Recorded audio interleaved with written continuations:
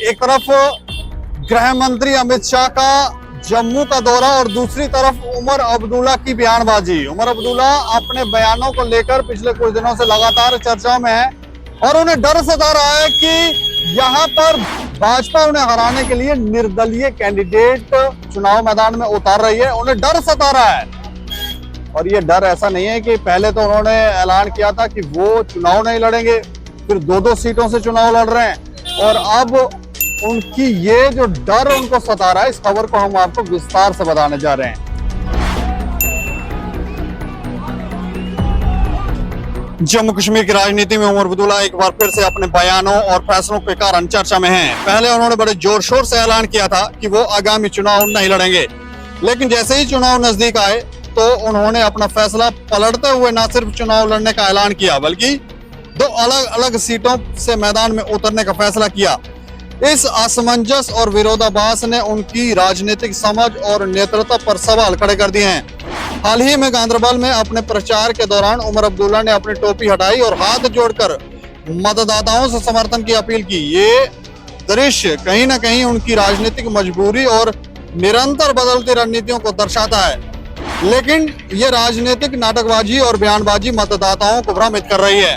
उमर अब्दुल्ला एक दिन चुनाव नहीं लड़ने की बात करते हैं, अगले ही दिन मैदान में उतर जाते हैं। उनकी इस तरह की फ्लिप फ्लॉप राजनीति से मतदाताओं के बीच ये सवाल खड़ा हो रहा है कि क्या वो सच में अपने वादों और निर्णयों पर स्थिर रह सकते हैं।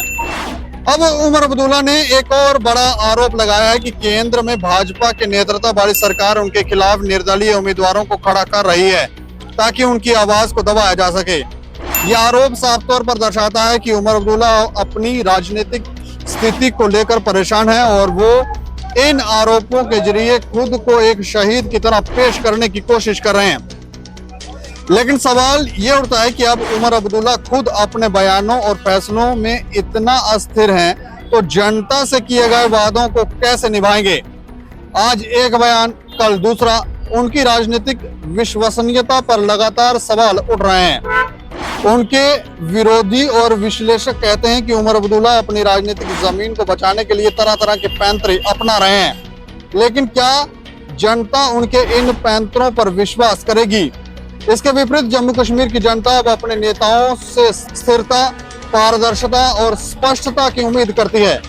उमर अब्दुल्ला की इस तरह की रणनीतियां ये दर्शाती हैं कि वो खुद भी अपनी राजनीतिक भविष्य को लेकर असमंजस में हैं। दिल्ली की लगातार कोशिश रहेगी कि किसी तरह वो मुझे खामोश न रहे, लेकिन किस हद तक जाएंगे ये मैं पूरी तरह से समझ नहीं पाया था। जब बारामूला में मेरे खिलाफ एक शख्स खड़े हुए जिन्होंने जज्बात के बुनियाद पे वोट मांगे और मुझे इलेक्शन में हराया, मैंने इसको ज्यादा